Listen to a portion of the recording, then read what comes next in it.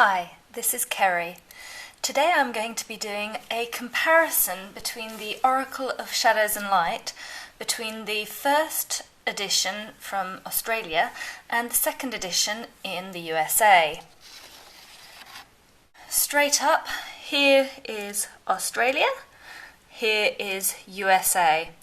As you can see, they've changed the picture on the box in the two countries. Both are pictures taken from the deck. This is the Dress of Alchemy, and I think that's the Storm Angel. So, both of the boxes are pretty similar. They're solid, quite thick. They also have different information on the backs. Other than that, they're the same size, the same kind of packaging.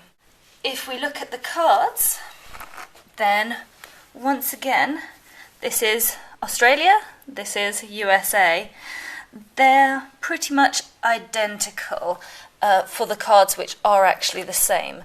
So the borders are the same, the numbering is the same. I think there might be a slight difference in terms of the lettering on these ones is in a little bit of a lighter font, but the actual font style is the same and the wording is the same, just that the colour contrast has been changed a little bit. However, it's a 45 card deck, and within that there are 8 cards that are different. So that's nearly 20% of the deck actually is different. So I thought I'd show you those differences. First up is card number 2.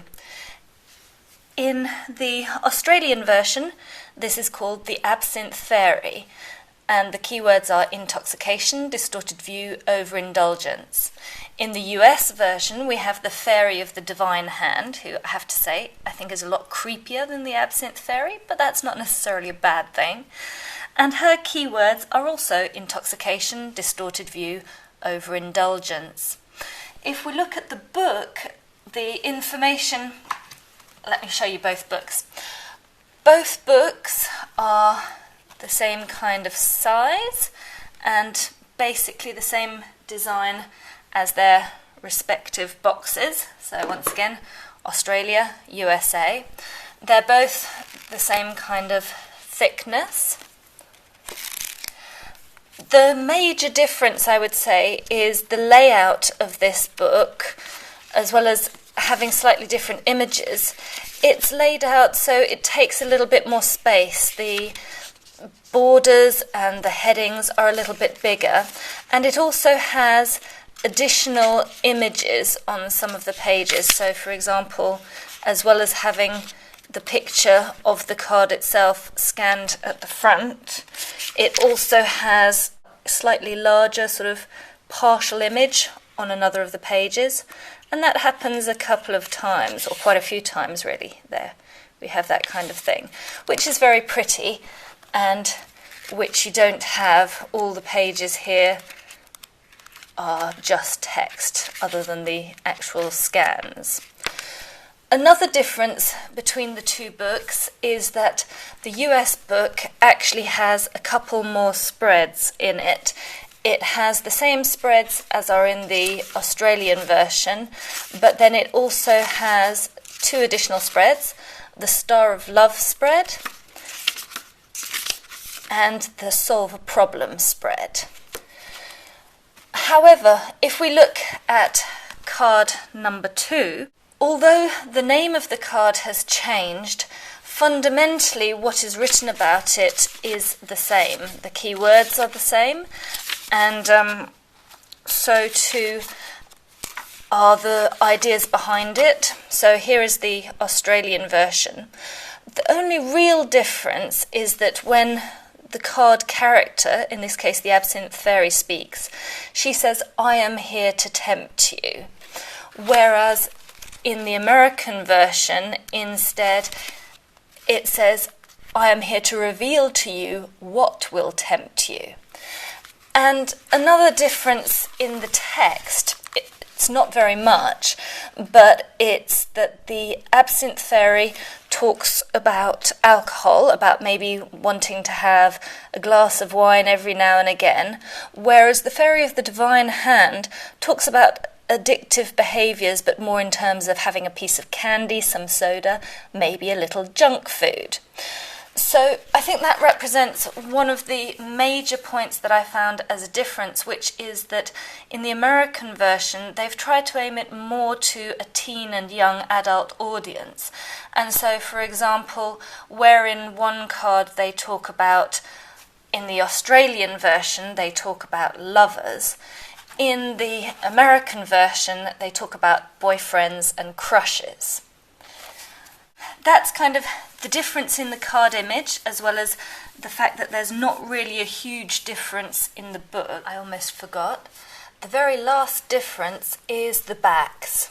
On the Australian version, we have the Angel of Alchemy in close-up as the back, and on the American version, we have a keyhole as the back. There's a couple of basic factors that affect which cards have been changed. For example, here you have kind of the greenhouse, or this green triptych pattern around the fairy, and so she's quite small, whereas a lot of the other cards, the images are large. And that's one of the main reasons I think that they've changed some of the card images. So, for example, in the Australian version of the Angel of Alchemy, we have this kind of triptych form again, whereas in the American form, we have just a close-up on the angel herself at the centre. Likewise, with Kali, in the Australian version, we kind of see her as though through a veil or something like that, whereas in the American version we've really got a close-up on Kali herself. Then we have, in the Australian version, carnivorous greenhouse, and so once again she's kind of a little bit further back. In the American version this has been changed to carnivorous flower fairy, so it's actually the fairy herself who becomes kind of connected with the carnivorous plants, and we see her much more in close-up. And as you can see, this is a completely different fairy. She doesn't have the red highlights, but she does have a carnivorous flower actually in her hair. And we also see in the Nautilus Princess that here she's kind of in between some columns, and in the American version, we've got her much more in close-up once again. So that's kind of one of the major reasons why some of the cards have been changed. Likewise, the Carousel Fairy has been completely altered to become the Three Fates. But as with the Absinthe Angel and the Divine Hand Fairy, the key words are the same, what comes around, and in the books the text is almost the same. It's been altered slightly because obviously the Carousel Fairy is a single fairy, whereas the Three Fates, there are three of them, so it's written in plural rather than in singular. But other than that, the text is very close to identical. There are two more cards which are different. The first of those is Shallow Grave, which has been altered to this version.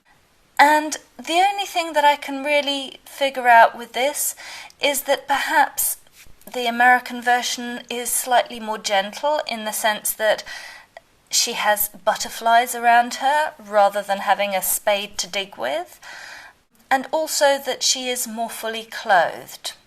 I say that because the last card that has been altered is Death and the Maiden, and this one is quite subtle. I'm not sure whether you'll be able to make it out here, but in the Australian version you can see a little hint of nipple, and in the American version her hair has been moved and thickened to cover that up.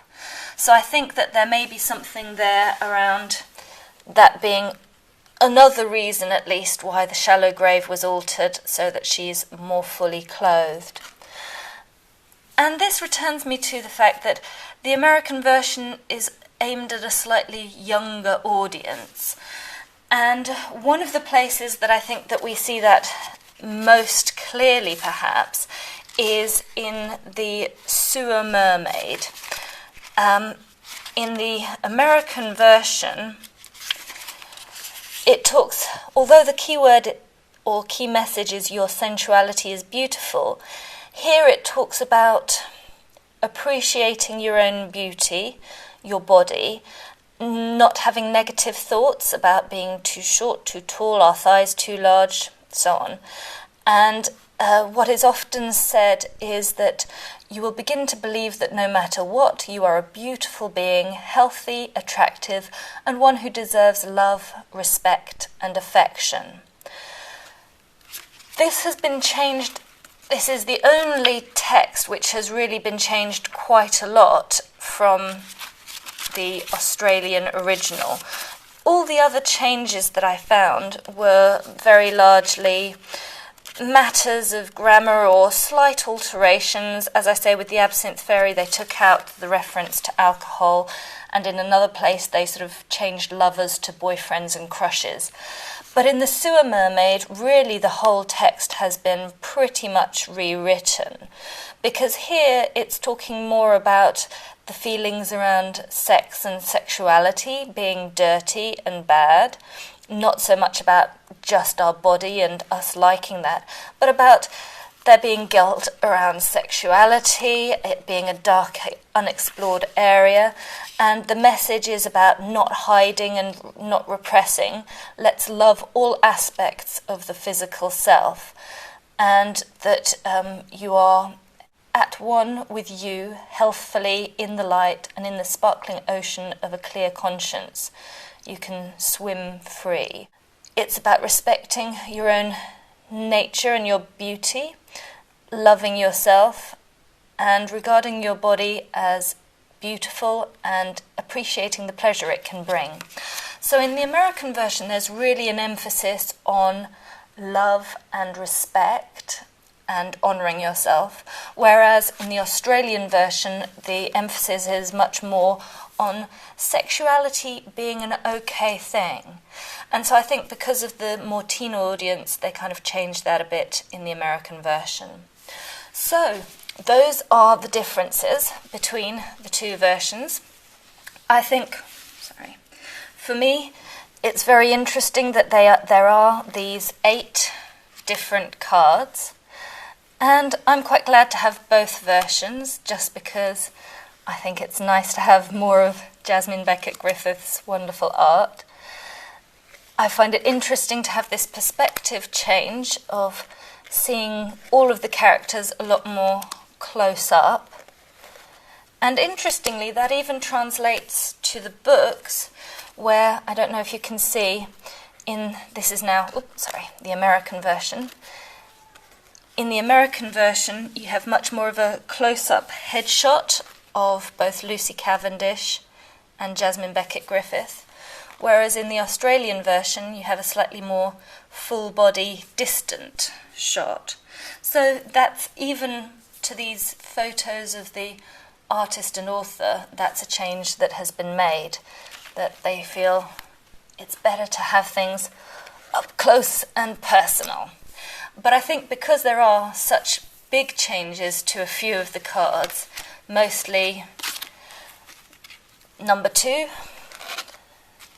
number 38, number 26, and number 29, these 4 cards are completely reworked. So for me, it's worth having both decks. I hope you found this comparative review, interesting. Blessed be.